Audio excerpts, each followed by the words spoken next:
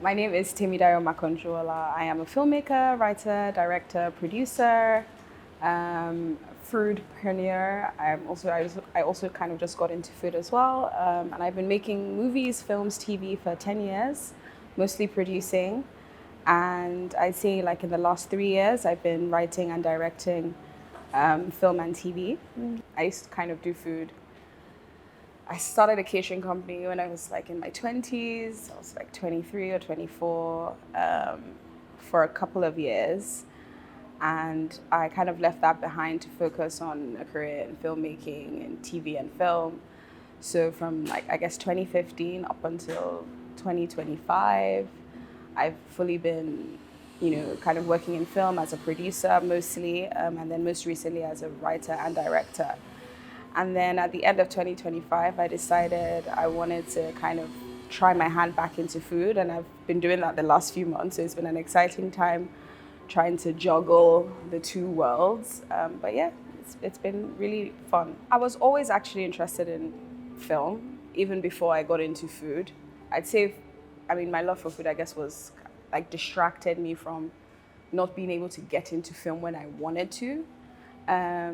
But I guess I was in university, I was doing my master's, and that's when Giddy Up had just come out in Nigeria, and I was just like, oh my God, what is this show about young people living in Lagos? And I think before then I'd never really seen anything as impactful like for young people about us, the types of stories that they were telling. So that was kind of like my first intro into, okay, I could actually make film for young, I guess, contemporary Nigerians or Lagosians, right? And then at the same time, Ebony Life TV was launching, and that as well was a big eye-opener for me in terms of what African TV or Nigerian TV could be. So I guess those were my two big influences at the time. And then I guess over time, after kind of working in food for 2 years, I just couldn't stop thinking about making TV. I actually in that time had written a couple of shows, and I was trying to figure out a way to get it made or get people to see the idea that I'd written. And after 2 years, in 2015, I finally got the opportunity to work at Ebony Life with my mom. And yeah, that's basically how my career started.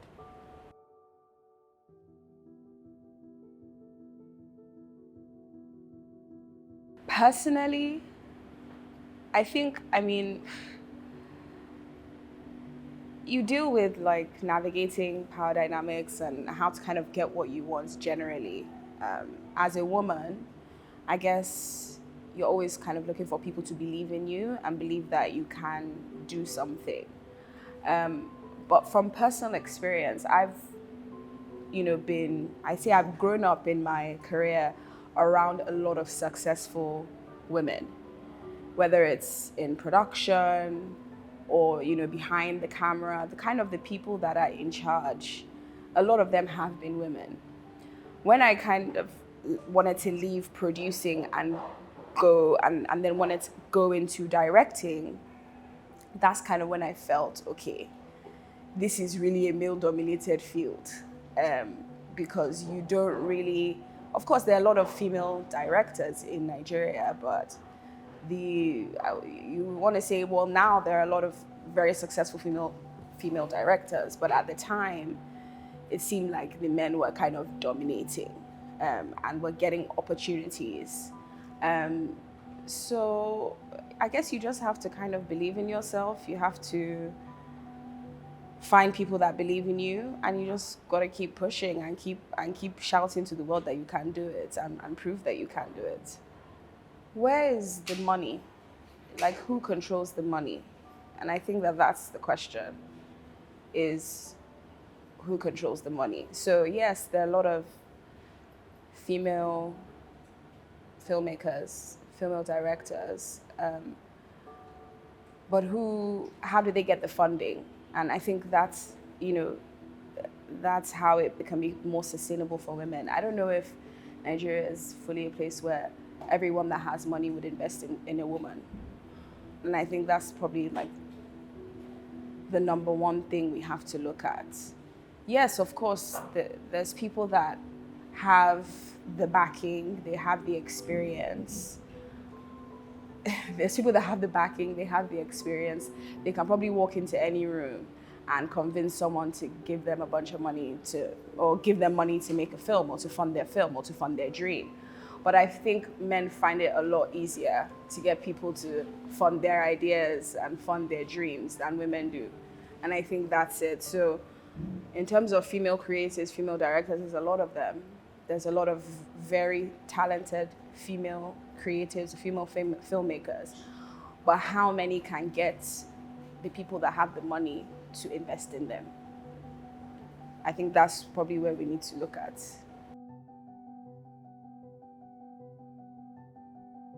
It's a work in progress.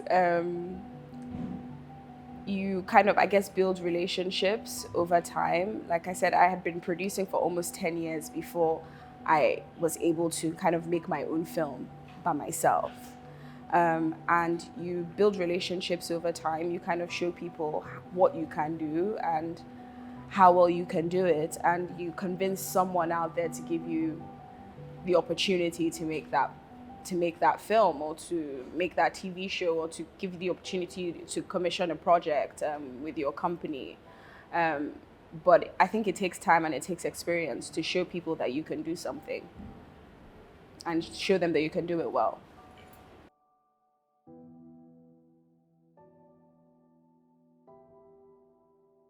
I'd say 2005 is probably the work that I'm most proud of. Well, I wrote the film myself, and I managed to get it produced and made independently, all by myself, I guess. I guess with the help of a few people, of course, but I did it. And when I see the film and the impact that it had on people that I meet at random, it's just something that makes me really happy. I'm very, very proud of the work.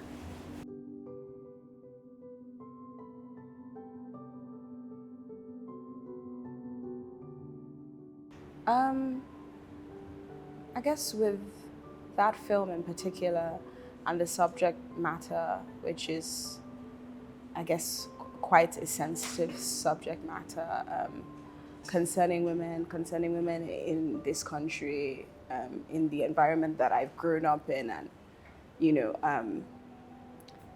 I want them to see that we were trying to, I guess, tell an important story, have an impact on the people around us, people that have experienced, I guess, trauma or, I guess, it's such a sensitive subject, and I just hope that when people do watch it, they can see that we were trying to, I guess, somehow correct a wrong or somehow shine a light on negative cultural issues that happen in our society, and hopefully we can figure out a way to kind of change that. Even as at this last week, there's been a whole bunch of really interesting, I don't even know, negative, news on women's sexual abuse and all of that. And I don't know, it's just a really sensitive subject, and I just hope that people will be able to watch it and see that we were trying to at least make an impact. Yeah, I mean, that's just a story that really was with me for the longest time, that when I got the opportunity to make a film, it had to be that film. But way before then, I mean, I've made, you can look at the other side of that, which is you can look at Money, Men and Marriage, which is a series on YouTube, and it's a comedy, and it's just about 5 girls living in a house and just dating in Lagos, and it's kind of crazy, and it's fun and it's lighthearted. So it's like two opposites, complete two opposites. So I just hope that when people watch any of my stuff, they connect with it in whether it's whatever I intended, or it somehow makes them happy, or it could make them sad, or I just don't want them to be confused. That's what I'd say.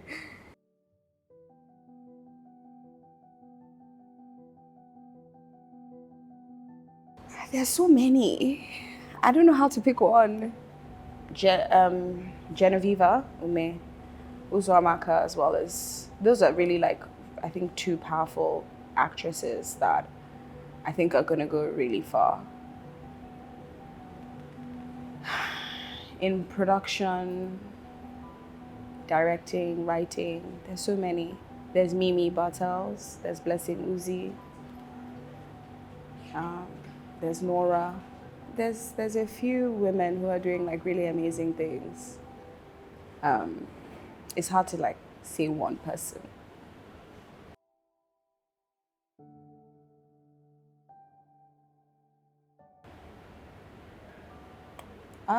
I guess showing the diversity, the many faces of the African woman, like the African woman, the Nigerian woman, I guess in particular, is not just one type of person. She's many different types of people. And just showing her many faces.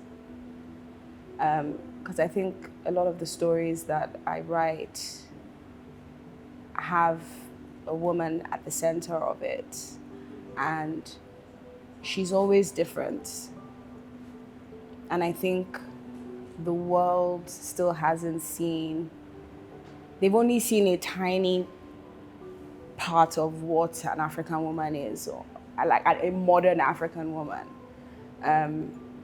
So I'd hope that I've helped the world see who she is, who we are. I got the opportunity to be on this program, the ACTV program. I was in LA like a couple of years ago, and the program just wrapped up in 2025. And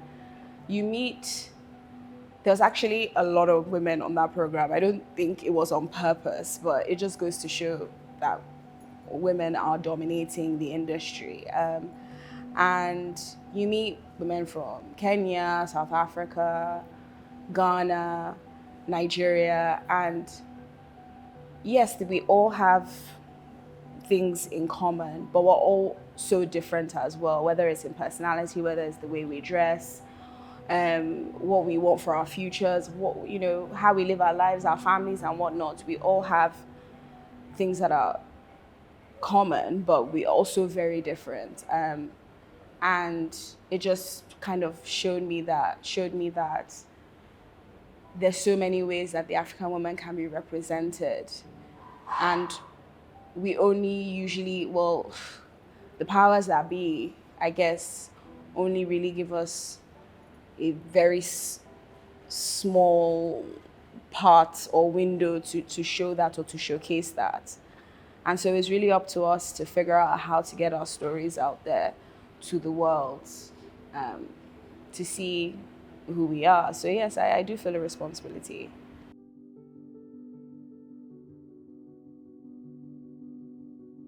I think over time, like I remember, I guess in a way, I'm only one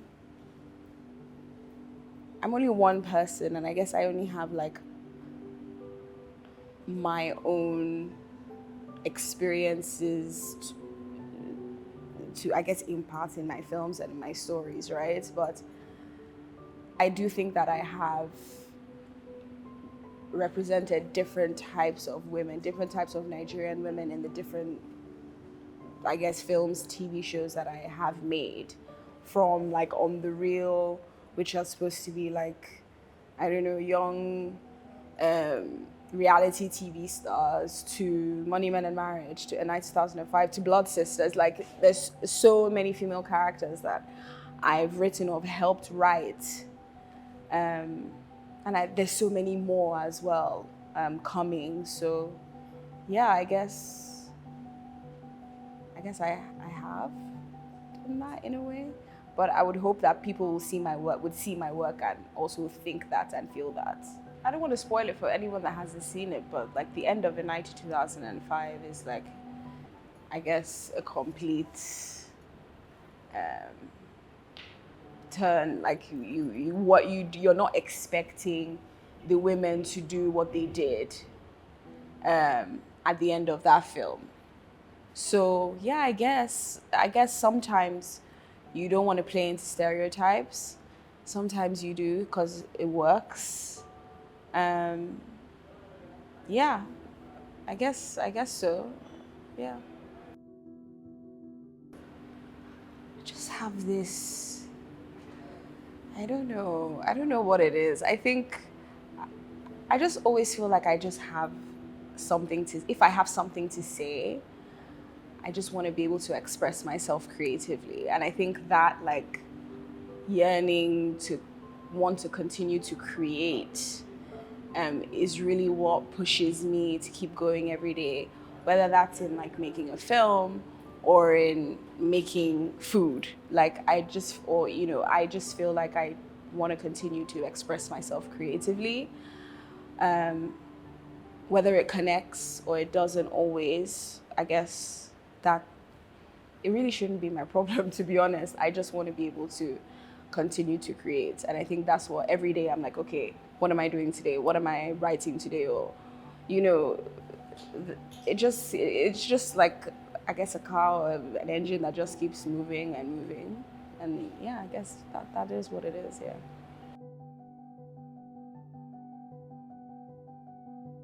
Yes, actually, I have some ideas for ways to combine the two that I'm working on trying to make happen. It's an exciting time because I'm doing like the two things that I really do love. Um, yeah, so I think that moment's gonna be big when I'm finally able to combine the two worlds into one. Yeah. New stories, different platforms, different like ways of, I guess, expressing myself creatively in food and in film and together, and always with women at the center of it. Yeah.